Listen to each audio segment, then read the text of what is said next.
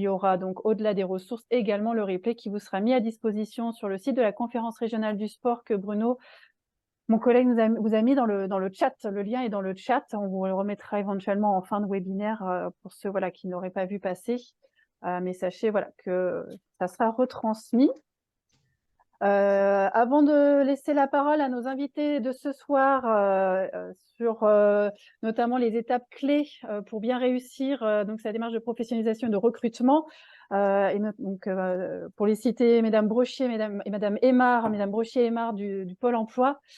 Juste vous rappeler aussi, éventuellement, Stéphanie, si tu peux passer la petite slide suivante, et ensuite je te laisse la main. Voilà.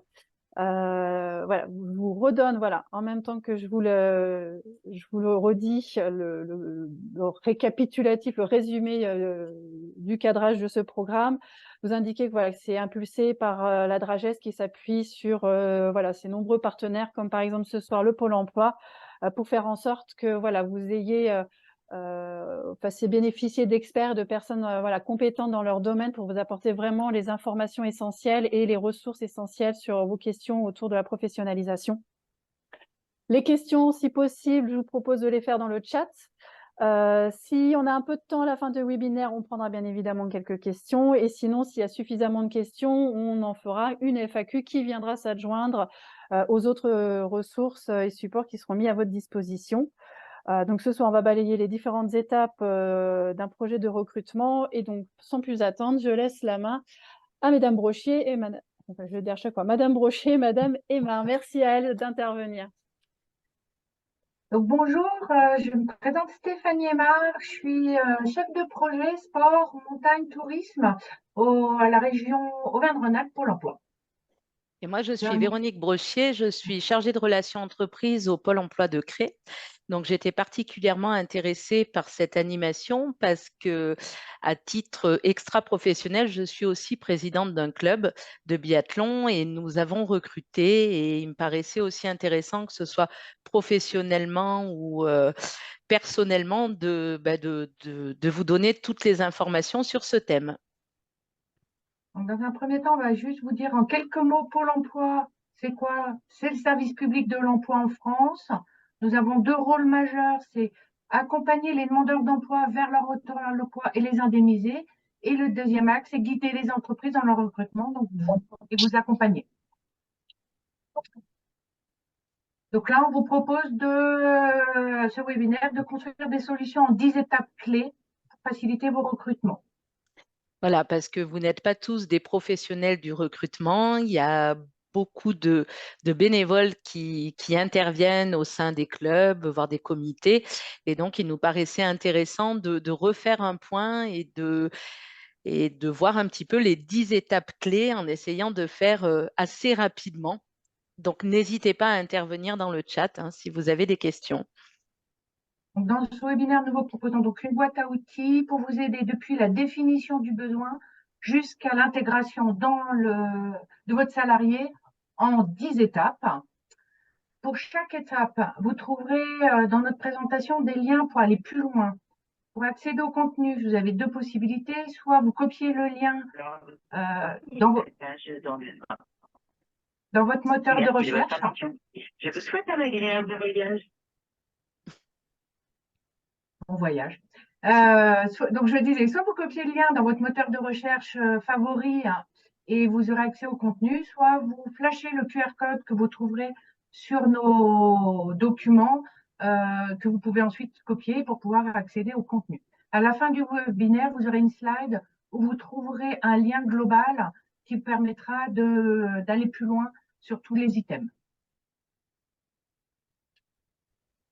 La première étape déjà, c'est il faudra penser à générer un rétro-planning. Un recrutement, ça a besoin d'un planning. On ne part pas comme ça, il faut un planning pour que toutes les étapes soient bien prises en compte. La première étape, c'est définir clairement à quel besoin cela répond. Attention, le profil de poste, il ne faut pas le confondre avec la fiche de poste. La fiche de poste, on la verra plus loin, c'est un outil de communication. Le profil de poste, ça vous permet de définir les besoins réels de votre entreprise. Et pour cela, il va falloir décrire au mieux ce que devra réaliser votre salarié. Et vous allez devoir aussi prendre le temps de réfléchir aux impacts sur le fonctionnement de votre entreprise. Et ça, c'est vraiment une étape qui est essentielle. C'est savoir de quoi vous avez besoin et comment, que ce soit les horaires, le lieu, enfin, qui va encadrer, etc. Ça, c'est vraiment essentiel d'y réfléchir en amont avant de lancer le recrutement pour trouver le candidat ciblé, pour ne pas se retrouver avec des candidats qui ne correspondraient pas à vos attentes. Et donc, il est aussi important dans le profil de poste, donc vous allez devoir définir les activités qu'il va réaliser, donc les lister, et lister la fréquence et les conditions d'exercice, c'est-à-dire les horaires, le lieu de travail et la mobilité. Ça, c'est important à prendre en compte.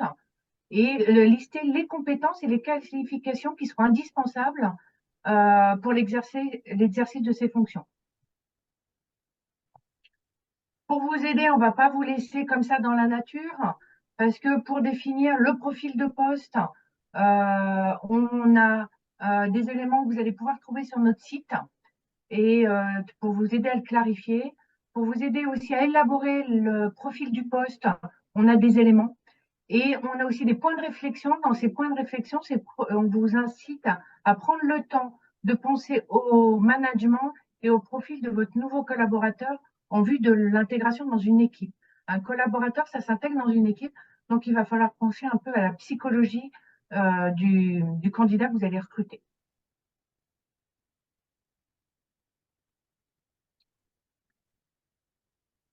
L'étape 2,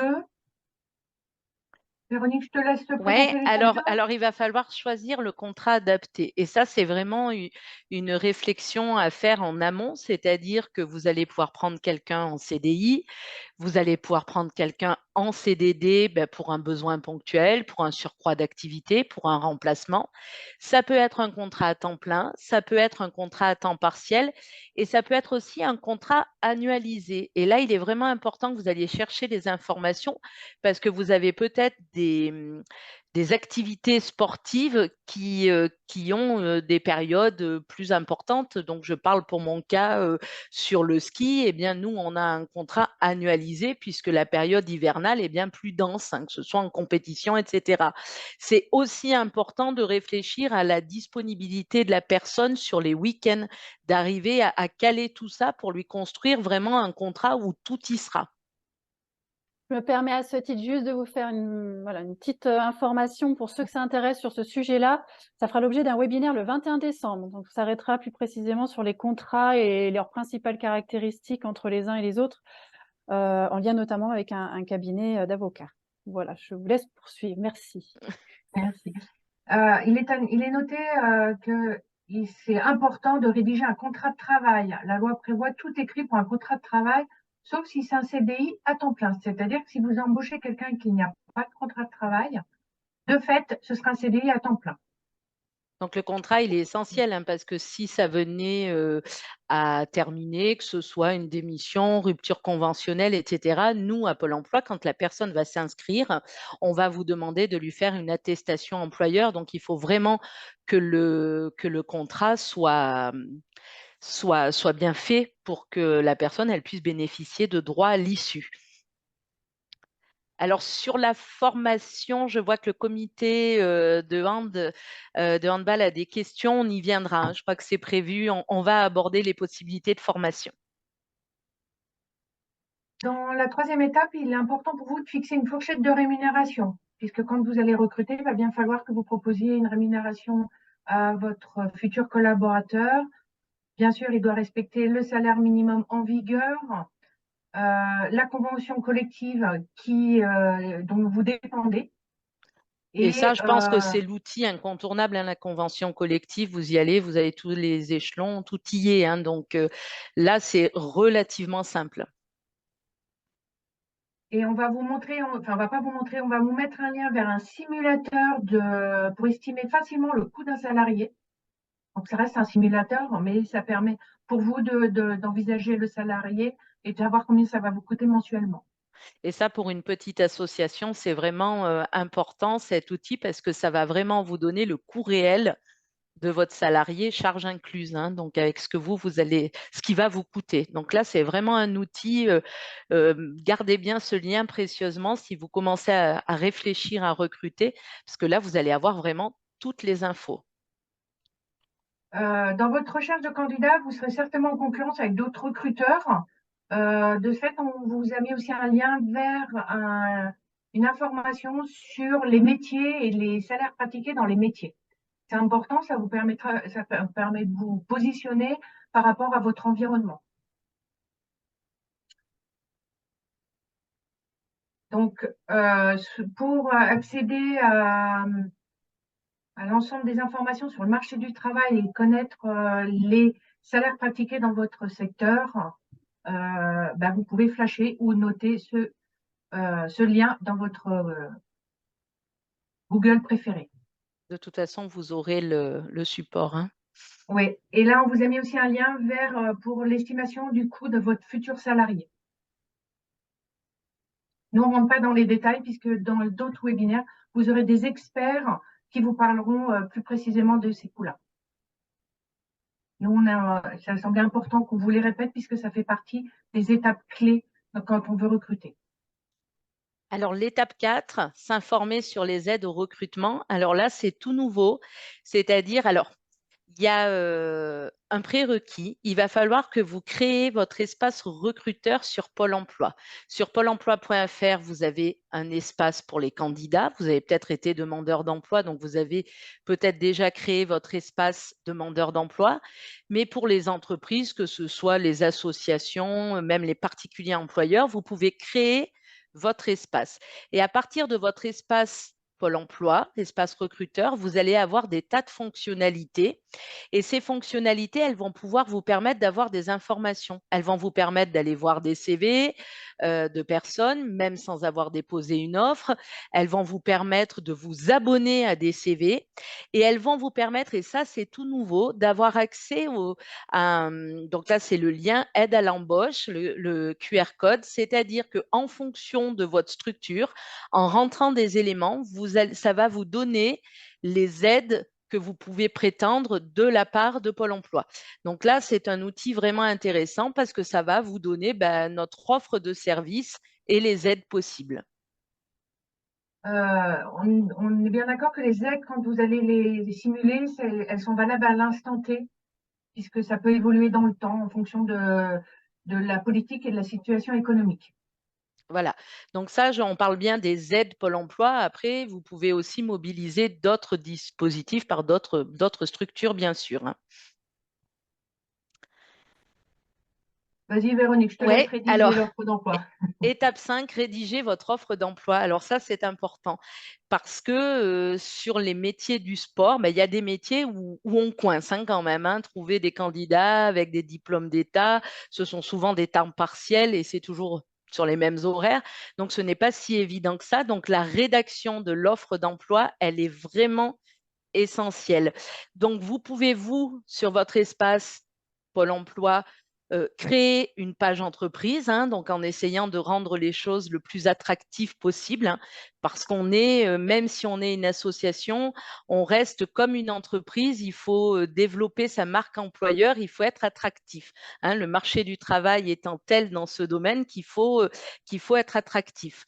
Donc, vous avez des outils sur pôle emploi.fr pour vous aider à rédiger vos offres d'emploi, mais vous avez aussi la possibilité de contacter votre conseiller Pôle emploi. C'est-à-dire que dans chaque Pôle emploi, vous avez une équipe entreprise et vous avez une ligne téléphonique directe dans chaque Pôle emploi qui vous est dédiée. Et là, les conseillers entreprises, ils vont être là pour vous aider. Ils vont vous faire part ils vont vous aider grâce à leur expertise, leur connaissance du bassin, des demandeurs d'emploi, et ils vont vous aider à essayer de rendre attractive votre offre d'emploi et bien renseigner les bons critères pour, comme je le disais tout à l'heure, ne pas avoir des candidatures qui n'ont rien à voir, hein, bien renseigner les impératifs en termes d'encadrement, les qualifications requises, etc. Donc, vous pouvez avoir de l'aide sur pôle emploi.fr, mais aussi avec un conseiller dont c'est le métier. Et la rédaction de l'offre d'emploi, c'est important, c'est votre outil de communication. Donc, il faut absolument que ce soit bien pensé pour permettre d'abord d'être plus attractif et surtout d'avoir un bon positionnement des candidats qui correspond à ce que vous recherchez. Après, votre offre, elle va être visible sur pôle emploi.fr et cette offre, elle sera visible sur toute la France, hein. Donc, elle va être visible sur pôle emploi.fr, elle va être visible sur d'autres job boards et les agences Pôle emploi ont aussi des pages Facebook et on peut mettre en avant votre offre avec le lien. Donc, les personnes qui vont cliquer sur Facebook, ils vont se retrouver sur pôle emploi.fr et donc voir votre offre. Donc, vraiment un intérêt très important à bien la rédiger, à la rendre attractive. Et il y a l'offre d'emploi, et bien, comme vous parlez, Véronique, bien sûr, la lisibilité, donner de la lisibilité à votre entreprise avec votre page entreprise. Donc là, ça vous permet d'accéder à des informations pour promouvoir au mieux votre entreprise sur la page entreprise qui vous est dédiée sur le site de pôle emploi.fr.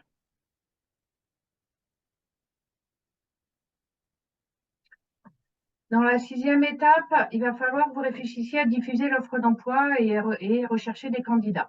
Alors évidemment, nous, on est de Pôle emploi, donc on vous présente les outils Pôle emploi et de diffuser vos offres d'emploi sur pôle emploi.fr, qui est quand même le site le plus visité pour les offres d'emploi de France.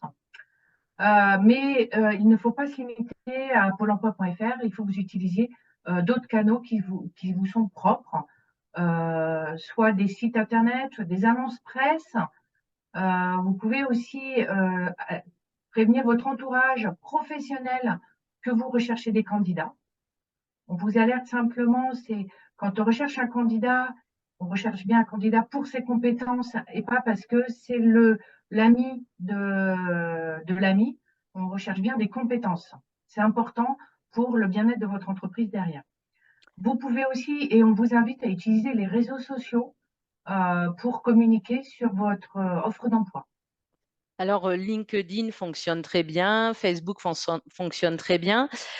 Nous, quand vous allez diffuser une offre d'emploi à Pôle emploi, nous, on a une base de données de candidats, hein, c'est-à-dire qu'on a un logiciel qui va nous permettre de trouver les candidats qui correspondent à vos critères. Donc, nous, cette offre, on va la proposer à des candidats, c'est-à-dire que les candidats, ils vont recevoir qu'il y a une offre à tel endroit et qu'ils vont pouvoir postuler en direct chez vous. Mais vous pouvez aussi, de votre côté, via votre espace recruteur dont je vous parlais tout à l'heure, aller voir des CV.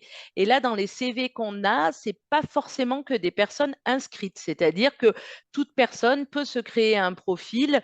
Une personne qui a envie de changer de job, changer d'entreprise, elle peut déposer aussi son CV. Donc, vous pouvez aussi avoir accès à ces personnes. Et vraiment, je vous invite à le faire. Moi, je l'ai fait et on trouve des tas de profils qui peuvent éventuellement être intéressants. L'intérêt de passer par pôle emploi.fr, qui n'est pas négligeable, c'est que tous nos services sont gratuits. Voilà, c'est un des plus. Service public, les services sont gratuits, donc n'hésitez pas à passer par nos services. Une fois que vous avez diffusé l'offre d'emploi, vous allez recevoir des candidatures. Donc, ça veut dire qu'en amont, dans votre rétro-planning, vous avez sélectionné du temps qui sera réservé à la personne qui va faire le recrutement de pouvoir sélectionner des candidatures. Il faut du temps, il faut prendre le temps et se poser pour les sélectionner. Et être réactif. Alors moi, en étant sur le terrain, parfois, on a des clubs qui vont nous dire, on attend la prochaine réunion, elle a lieu dans 1 mois et demi, non. C'est-à-dire que les candidats, il faut les attraper tout de suite, au moins leur téléphoner pour avoir quelques infos. Mais vraiment, quand vous avez une candidature, exploitez-la le plus rapidement possible. Parce que souvent, les personnes, elles vont postuler à plusieurs endroits, hein. Quand ils postulent, c'est qu'ils sont en recherche d'emploi, à moins qu'ils aient flashé sur votre structure, ou alors que ce soit le poste de rêve avec le salaire de rêve. Mais moi, vraiment, en conseil, je vous dis, soyez réactifs quand vous avez des candidatures. Vous recevez un message sur votre boîte mail et qui vous invite à aller sur votre espace recruteur, allez voir la candidature. Et puis répondez bien aux personnes. Alors ça, c'est la petite parenthèse, mais c'est vrai que les gens postulent. Souvent, ils nous contactent, ils n'ont pas eu de réponse, ne serait-ce que par respect, hein. La personne, elle a souvent fait une lettre de motivation, elle a fait son CV, répondez-lui si ça ne correspond pas. Et si suite aux entretiens, vous ne la prenez pas, c'est toujours important. Et en disant à la personne le pourquoi vous ne l'avez pas prise, c'est comme ça qu'ils vont pouvoir s'améliorer en entretien ou faire une formation parce que ils vont se rendre compte que ça marche pas parce qu'ils n'ont pas telle formation. Donc, c'est important de faire un retour au candidat.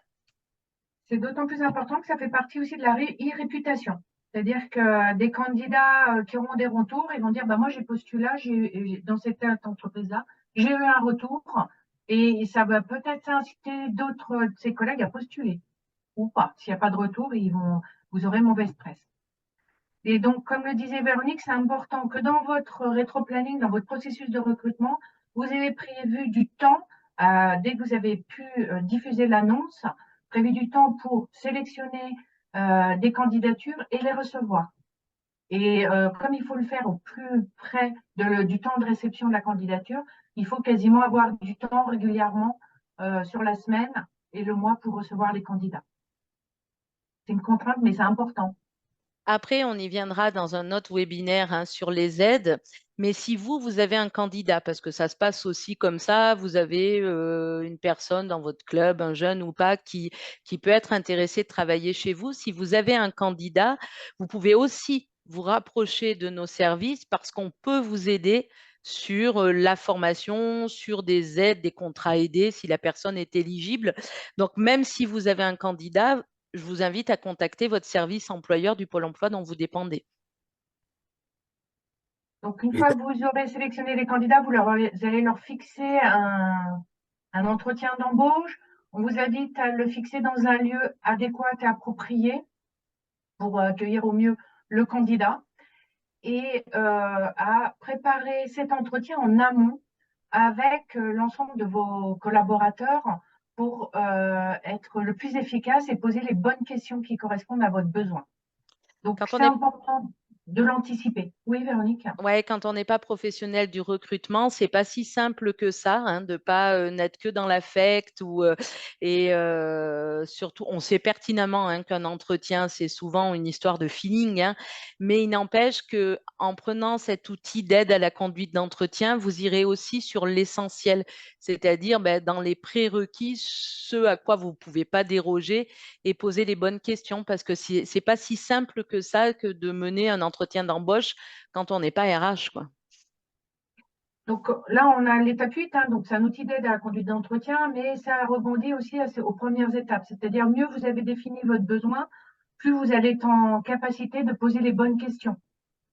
Puisqu'il y aura des besoins, il y a des choses que vous n'allez pas pouvoir noter dans l'offre d'emploi et que là, vous allez interroger le candidat.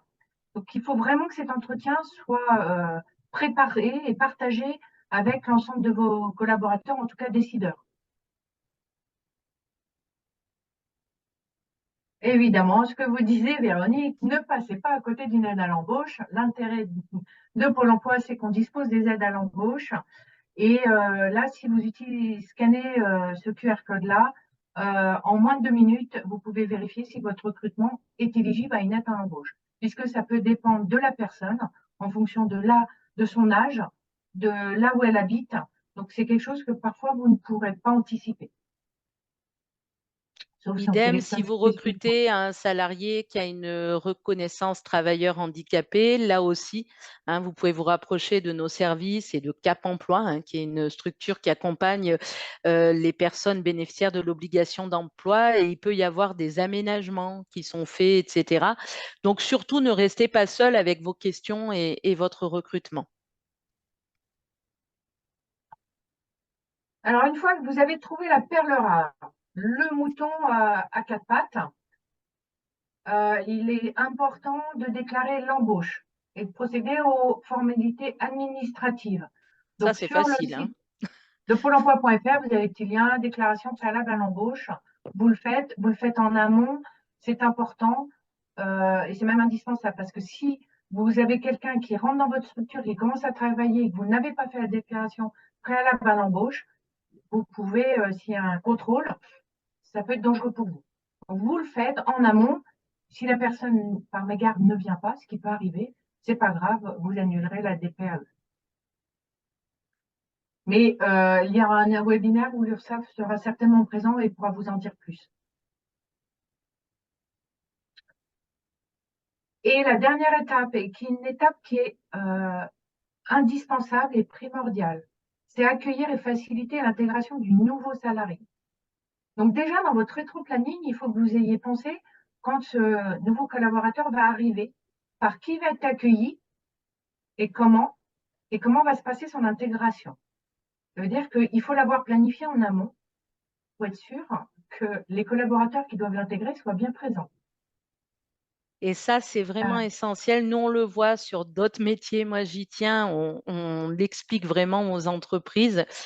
On prend un exemple tout bête hors sport, mais par exemple, un restaurant qui va recruter un jeune en service qui n'a pas d'expérience, mais dont le restaurant est prêt à le former, ben, si dès le premier soir, il le laisse avec ses 80 couverts à faire, et ben, le lendemain, il ne reviendra pas.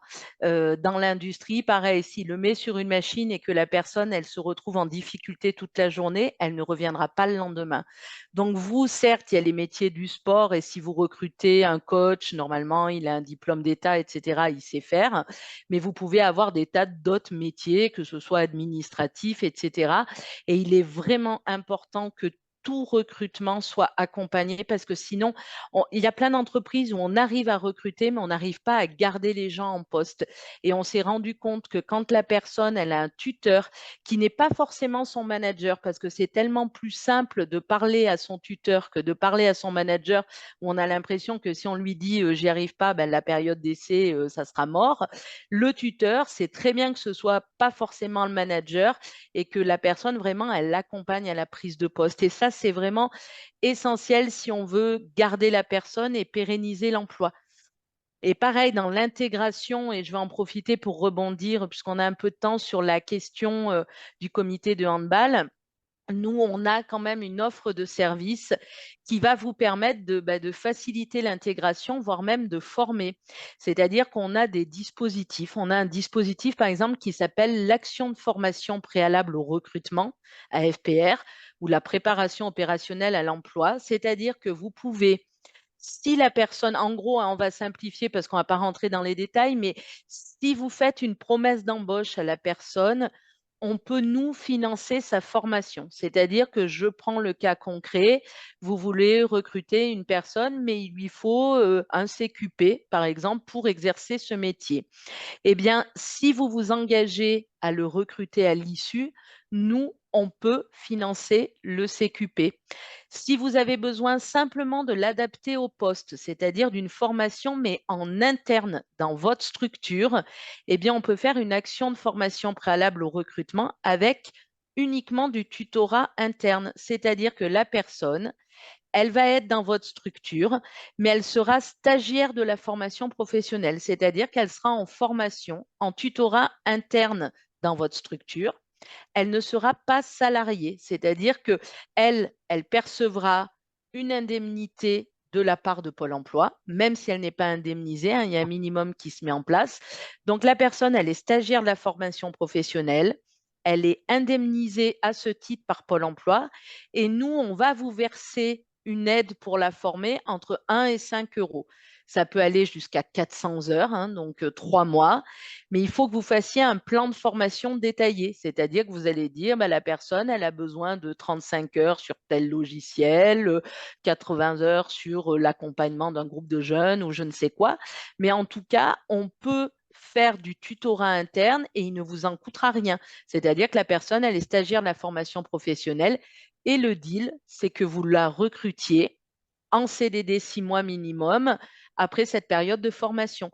Donc là, c'est vraiment un outil qui est super intéressant pour vous et auquel vous pouvez prétendre.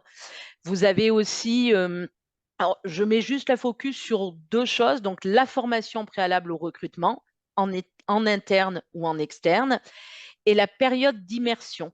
Alors la période d'immersion, vous avez un entretien avec une personne, vous hésitez, vous êtes mitigé, vous pouvez l'accueillir dans votre structure, dans votre association, pour une période jusqu'à, on dit, maximum 15 jours.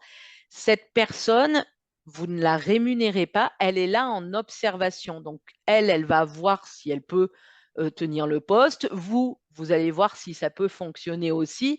Et puis, ben, éventuellement, déterminer le besoin en formation qui vous empêcherait de la recruter. S'il lui manque un ou deux prérequis, eh ben, vous pouvez justement réfléchir aux besoins de formation. Et la période d'immersion, c'est tout simple. Vous allez sur le site Immersion facilitée, vous pouvez la saisir en ligne, elle est validée par un conseiller Pôle emploi. Je vous invite à aller voir Immersion facilitée, c'est tout simple. Ça peut être 2 jours, hein, vous l'accueillez le temps de 2 entraînements dans votre structure ou sur votre service administratif, mais ça vous permet de faire connaissance avec la personne et ça lui permet, elle aussi, de faire connaissance avec vous et de voir ben, si ça l'intéresse. Donc ça, je pense que ce sont vraiment 2 outils que vous retrouverez hein, sur pôle emploi.fr sur votre espace recruteur. Mais ce sont 2 outils, formation en amont du recrutement et puis en amont du recrutement, bah, une petite période de stage, entre guillemets, une période d'immersion pour vérifier. Alors le site, voilà, c'est Immersion facilitée, ma collègue a répondu. Véronique, tu pourras peut-être mettre le lien dans le chat parce que Ouais, moi, je suis un peu je vais le bloquée avec mes chercher. écrans. En fait, dans le recrutement, ce qui est primordial, c'est bien que vous respectiez ces 10 étapes, de prendre le temps de l'anticiper et de bien penser à un rétro-planning. Et de ne pas faire ça sur un coin de table. C'est un recrutement réussi, c'est un recrutement anticipé avec, en respectant toutes les étapes.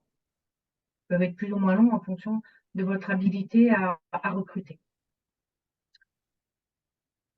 Si vous avez, parce que là, il y avait plein de QR codes, plein de sites, si vous avez une seule information à retenir, vous prenez soit ce QR code-là, soit vous copiez le lien pôle emploi.fr dans votre navigateur favori. Et là, vous aurez l'ensemble des informations. Il ne vous restera plus qu'à naviguer.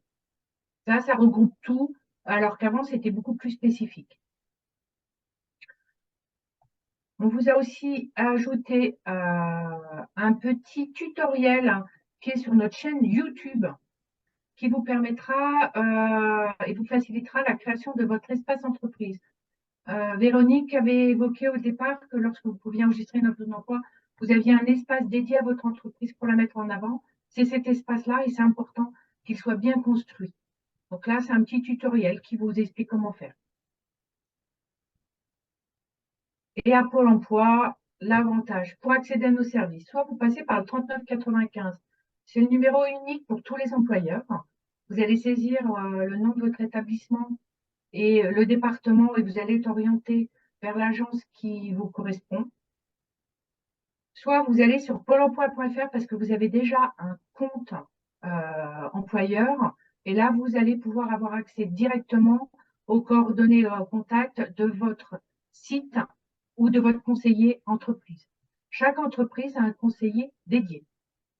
Et alors, j'insiste à nouveau, c'est un peu lourd, mais sur l'espace recruteur, parce que l'espace recruteur, bon, j'ai dit voir les CV, etc., mais nous, si vous avez un espace recruteur, du coup, on a vos coordonnées mail et on peut communiquer avec vous. C'est-à-dire qu'on va vous donner des infos. Alors, on ne vous harcèle pas de mail, hein, loin de là, mais on peut vous donner des infos sur des aides, sur des événements, sur votre territoire, etc. Et puis, on va faire ce qu'on appelle, nous, de la promotion de profil. C'est-à-dire que même si vous n'avez pas une offre, moi, demain, j'inscris, mes collègues inscrivent je ne sais pas, un entraîneur de handball pour rester dans le thème, eh bien, nous, on va prendre son CV et on va vous l'envoyer par mail à partir de votre espace recruteur, même si vous n'avez pas d'offre. C'est-à-dire que si on a un profil, nous, on va faire la promotion de ce profil. Et là, ça peut être intéressant pour vous parce que même si vous n'avez pas déposé une offre, on se dit toujours que ça peut marcher. Et je sais que ça a marché il n'y a pas très longtemps avec un club de tennis où une personne cherchait un complément et les horaires ont pu coller. Donc, surtout, n'hésitez pas à créer votre espace recruteur. Que vous ayez une offre ou pas, ça nous permettra d'avoir vos coordonnées, d'avoir votre adresse mail et de pouvoir, et que nos services, votre Pôle emploi local, pourra communiquer avec vous en vous envoyant des CV et d'autres informations.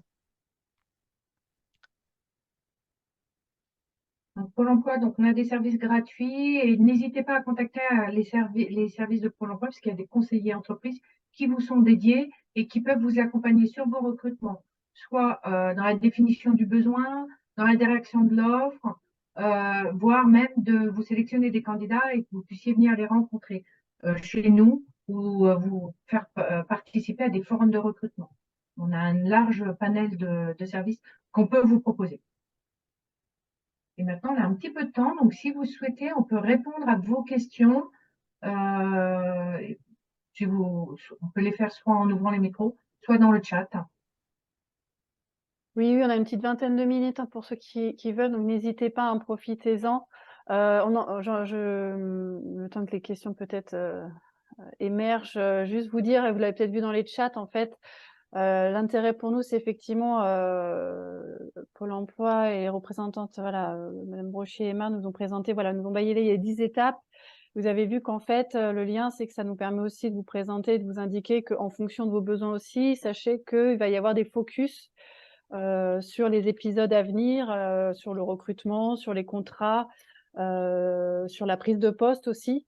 Donc voilà, s'il y a un sujet sur lequel vous souhaitez en savoir plus par rapport à ces 10 étapes, sachez qu'il y en a effectivement, ça va être l'occasion de faire un zoom sur l'un des épisodes qui vous est proposé. Vous retrouvez les informations sur le site du rectorat, mais surtout sur les informations et les communications qu'on vous fait passer chaque mois pour vous annoncer le prochain webinaire. Là, il y avait le comité Drôme-Ardèche qui avait. On peut être relais de quoi? C'est-à-dire, vous pouvez être relais de quoi? Sur l'immersion facilitée par rapport au club, c'était quoi Alors, votre. est-ce que vous m'entendez Oui. d'abord? Bonsoir. Voilà. Bonsoir. Non, tout simplement, on peut être relais, c'est-à-dire que si vous nous transmettez une offre d'emploi, nous, dans notre domaine sportif, les associations, nous-mêmes, dans le chat, et donc en fait, si on reçoit effectivement cette offre d'emploi, on peut la relayer sur nos clubs qui sont nos clubs adhérents et qui sont eux-mêmes en recherche d'emploi. Voilà, donc même si ça ne nous concerne pas, nous, on est tête de réseau et ça peut être intéressant Ouais, dans ce alors, sens-là. vous êtes un Drôme Ardèche. Moi, généralement, je les envoie au CDOS, les offres, quand on en a sur quel que soit un peu le domaine, mais quand ça touche les métiers du sport, souvent, je les fais passer au CDOS. Non, mais c'est pas une mauvaise idée non plus, mais si c'est plus Mm. spécifiquement, on peut servir nous aussi de relais spécifique. Après, si ça passe via le DOS, c'est pas gênant. Non, mais c'est intéressant, ça permet Ah oui. de se dire qu'on peut passer à d'autres interlocuteurs et d'ouvrir vos réseaux, le DOS et puis le comité Drôme-Ardèche. Merci. Et la question, c'est est-ce que vous avez, moi, ce qui m'intéresse, c'est est-ce que vous arrivez à recruter assez facilement au sein des comités, des clubs? Ben, au niveau du comité, nous on recrute pas énormément, mais au niveau des clubs, c'est très difficile. Là, je suis dans un gymnase et je vais vous quitter dans quelques minutes pour aller faire une certification, justement d'une stagiaire. Mais en fait, le jeune qui est là, c'est quelqu'un qui arrive de Bretagne. Alors, c'est très très bien d'accueillir un Breton dans notre région. C'est bien, ça va le changer. Il va avoir un petit peu d'altitude, mais en fait, c'est surtout que ben, c'est ici, localement, c'est très très compliqué, quoi. Il y a un marché, les clubs se piquent les salariés, concrètement. Alors, Voilà, ils débauchent le salarié d'à côté parce que sur le marché de l'emploi, c'est très difficile d'en trouver. Voilà. Et pensez notre formation, hein. oui, alors, et non, vous me lancez la balle. Et notre organisme de formation, puisque nous, on est sur une CQP, hein, en fait, c'est l'Institut territorial de formation de la Ligue Auvergne-Rhône-Alpes, a un nombre limité de candidats possibles dans ces sessions, et ça bloque un petit peu. Voilà. Donc, il y a un embouteillage avec 11 comités, 12 départements, donc ça fait à des moments un embouteillage très, très fort. Voilà, mais vraiment les clubs, pensez formation avec votre OPCO, l'AFDAS, avec Pôle emploi si le demandeur d'emploi, si la personne est inscrite comme demandeur d'emploi. Vraiment, dès lors qu'on a une promesse d'embauche, généralement, on arrive à intervenir sur la formation. Après, il ne faut pas que ce soit non plus ubuesque, mais prenez contact avec Pôle emploi et puis avec l'AFDAS, hein, qui eux aussi interviennent au niveau des financements de formation. Et sachez qu'un demandeur d'emploi que vous allez recruter qui est en Bretagne et que vous souhaitez venir En Drôme-Ardèche, s'il est inscrit comme demandeur d'emploi, il peut bénéficier d'aide au déplacement. Donc, vous pouvez aussi, lui, l'envoyer vers son Pôle emploi pour qu'il connaisse les droits dont il peut bénéficier pour se déplacer. Vous avez aussi les financements via, je crois que ça s'appelle le Sésame, hein, sur des jeunes, il y a des possibilités de financement de formation par ce biais-là, pour des jeunes qui ne seraient pas inscrits à Pôle emploi, par exemple. Mais normalement, on sait tout ça, nous, dans les agences. Donc, prenez contact avec votre Pôle emploi et si vous avez le candidat, on essaiera de vous orienter au mieux. Du coup, je vois une autre question. Alors, je pense que c'est toujours pareil, c'est une histoire de canaux et de transmission des offres. Comme vous parliez du GDOS, Véronique, là, c'est la question des professions sport-loisirs, du réseau PSL. Je sais pas si vous Ouais, connaissez. Ouais. j'y pensais pas, moi. J'y pensais pas, mais effectivement, parce que nous, on est quand même en difficulté. Alors, ça dépend des offres, hein. On a des gros clubs qui nous déposent des offres de community manager, de commerciaux ou autres, comptabilité. Là, on arrive à gérer, mais là où on a vraiment des difficultés, c'est des offres d'entraîneurs, hein, dans les clubs. Mais il faut que je pense, moi, profession sport, effectivement. Mais moi, généralement, oui, je fais ADPSA, enfin, avec les un peu classiques. Quand on est en difficulté, on essaye de taper un peu à toutes les portes. Mais effectivement, sur des entraîneurs qualifiés, quel que soit le sport, ce n'est pas si évident. Des aides spécifiques N'hésitez pour pas. les sportifs de haut niveau qui s'entraînent à l'étranger et qui se forment en France. Alors, sur les SHN, ça dépend des fédés. Je sais que moi, la Fédération française de ski finance de la formation justement des DE sur les SHN. Nous, Pôle emploi, peu importe qu'il soit SHN ou pas, il faudrait que la personne elle soit inscrite à Pôle emploi. Donc, je pense que ça va dépendre du sport. S'il est salarié de sa fédé ou autre, ben non, puisque nous, on va intervenir vraiment sur les financements de formation que pour les demandeurs d'emploi. Par contre, là, je vous invite à vous rapprocher de votre fédé qui a sûrement des solutions et de votre OPCO qui peut intervenir aussi. En fait, pour les sportifs de haut niveau, vous avez de la chance, vous êtes en région Auvergne-Rhône-Alpes, il y a une expérimentation. Donc, pour les sportifs de haut niveau qui sont topés par le ministère, il y a un accompagnement spécifique qui va être mis en place et qui sera mis en place. Donc, n'hésitez pas si vous avez vraiment un sportif de haut niveau qui est en recherche d'emploi, rapprochez-vous de moi. Enfin, de moi, ça va être dur parce que vous n'avez pas mes coordonnées. Ou de la Dragesse, on vous accompagnera. Je vais vous mettre quand même mes coordonnées. Si vous avez un sportif de haut niveau, faites-moi un courriel. Je l'orienterai vers la personne en charge à Pôle emploi. Merci Stéphanie. Mais on aura une promotion de sportifs de haut niveau. Là, je suis en train de construire, je dirige l'Institut de formation de hockey sur glace et on est en train de leur faire un DE en fait, spécifique étalé dans le temps. Et le profil de ces sportives, c'est plutôt des filles, elles sont employées en fait à l'étranger, mais reviennent faire de l'alternance en France à des périodes identifiées.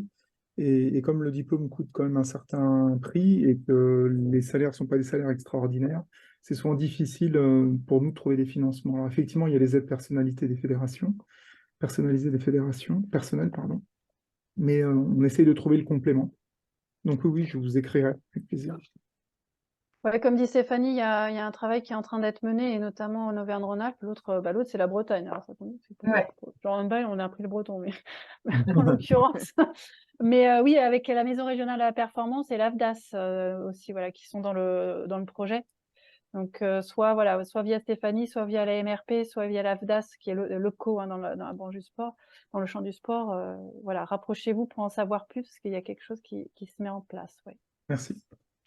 Alors, dans le comité de volley dans le 42, mise en place des GEC, j'ai pas connaissance, moi je suis sur Drôme-Ardèche, j'ai pas connaissance sur ces métiers-là de mise en place de GEC sur notre territoire. Après, je sais pas, Alors, Stéphanie, tu as plus de... Si, il y a... oui, on en a un qui est ouvert en Allier et qui est en train, je pense, de mémoire de s'élargir au Puy-de-Dôme. Et il y en a un qui est en cours de création en Loire, alors plutôt Nord-Loire, hein, puisque c'est du côté du Rouennais pour l'instant. Ça va démarrer en tout cas sur le territoire du Rouennais pour ensuite peut-être se déployer. Mais en l'occurrence, oui, il y a un GEC qui est en cours de construction, enfin en cours d'élaboration. Si je peux me permettre, ma question, c'est peut-être des démarches intéressantes et je ne sais pas si vous avez prévu d'en parler parce que la structure, ça sert à la fois de faire de l'embauche, mais aussi de la formation, etc. Donc, je pense que ça peut être intéressant dans le cadre de votre intervention d'aborder un peu le sujet. Ça essaye de mutualiser différentes compétences pour accompagner les salariés, enfin les jeunes, quoi. Alors, il y a deux choses en fait. Oui, il y a le GE et le GEC. Le GEC, on est encore en amont parce que du coup, effectivement, on est dans l'insertion en plus de personnes éloignées de l'emploi. Néanmoins, Oui. effectivement, on est dans le cadre de la mutualisation. Et après, on a aussi carrément ensuite le GE, une fois que limite les personnes sont formées et sont en poste. Néanmoins, ça pose la question, effectivement, et c'est en lien aussi, peut-être aussi avec la question de diagnostic et des étapes de bien penser les besoins, etc. Parce que du coup, vous n'avez peut-être pas tous besoin d'un 35 heures. Et que du coup, la question se pose effectivement de peut-être effectivement opter pour la carte de la mutualisation. Et là, on a affaire à des structures qui peuvent vous accompagner. Ouais. Stéphanie, je t'ai coupé, je pense, non? Non, non, pas du tout. Bon, d'accord. Tu as répondu parfaitement. En tout cas, nous, avec Stéphanie, on essaye de communiquer sur le Domex sport, montagne, tourisme. On essaye de travailler à fond sur les métiers du sport et de dire qu'on peut aussi travailler dans le sport, avoir un salaire dans le sport, être salarié, être prestataire ou autre. En tout cas, on peut vivre des métiers du sport et ça, c'est aussi important pour nous auprès des jeunes qui sont passionnés par le sport, qui pratiquent, leur dire que ben voilà, on peut y aller sur les métiers du sport et les métiers du sport, c'est pas que l'entraînement. Donc on essaye vraiment on a plein d'actions communication dans ce sens-là. Donc on va peut-être vous amener plein de salariés. On va Et rebondir. voilà, le handball fait bien de préciser. On parlait d'un GE, on va dire multi-univers. Il y a des GE effectivement montés par des disciplines. On a le judo, hein, c'est pareil, ils ont un groupement d'employeurs. Donc effectivement, vous avez aussi pour certaines disciplines, renseignez-vous parce que vous avez effectivement des GE spécialisés dans votre discipline. On va peut-être rebondir parce que Véronique nous a lancé la perf. Au mois de novembre, ce sera le mois des métiers du sport. N'hésitez pas à faire des actions pour promouvoir les métiers en lien avec le sport auprès de différents candidats. Et avec la Dragest, l'AFDAS et la région, on va proposer un webinaire le 30 novembre à toutes les personnes qui seraient intéressées pour découvrir les métiers du sport. Donc, on va profiter d'en faire la promotion. N'hésitez pas d'en faire la promotion auprès de vos bénévoles et de vos adhérents. Et puis, restez bien en ligne parce qu'on a plein d'événements qui vont avoir lieu dans des pôles emploi. Donc, à surveiller pour vos licenciés. Je vous ai mis dans le chat la première communication là, qui a été mise en ligne sur le site du ministère des Sports sur cette fameuse semaine, qui est un peu un mois en fait. Ça m'a fait rire, semaine des métiers du sport, un mois. Voilà, c'est tout le mois de novembre en fait, donc voilà. Dans des sports d'endurance. Et donc, si vous souhaitez mener des actions sur cette semaine mensuelle et que vous souhaitez le soutien de Pôle emploi ou en tout cas comment communiquer, vous pouvez aussi prendre contact avec moi et je vous orienterai puisque j'ai mis mon adresse mail. Je vais profiter d'en. Est-ce qu'il y avait d'autres questions? Oui. Si c'est tout bon, alors une nouvelle fois, on rabâche, hein, mais donc ces supports et donc inclus les QR codes et les liens vous seront mis à disposition hein, sur le site de la conférence régionale du sport, hein, on vous a mis le lien sur le chat, sinon vous trouvez sur moteur de recherche. Et puis on vous met de toute façon l'info à chaque communication du mois suivant, on vous met le lien pour retrouver les supports des épisodes précédents. Donc sur le site de la conférence régionale du sport, vous aurez tout ça. S'il n'y a plus d'autres questions, écoutez, j'ai plus qu'à remercier Véronique et puis Stéphanie pour leur intervention. Merci aux collègues de la Dragest, Bruno et Isabelle aussi pour leur préparation. N'hésitez pas à relayer, hein, effectivement, je vois qu'il y a des têtes de réseau dans cette classe. Donc, n'hésitez pas aussi à relayer. Et puis surtout, effectivement, c'est un programme avec des focus. Donc, peut-être que tout ne vous intéresse pas, voilà, mais n'hésitez pas à aller piocher, effectivement. Et puis, j'ai plus qu'à vous souhaiter une bonne fin de journée et en vous disant à bientôt, en tout cas au prochain épisode.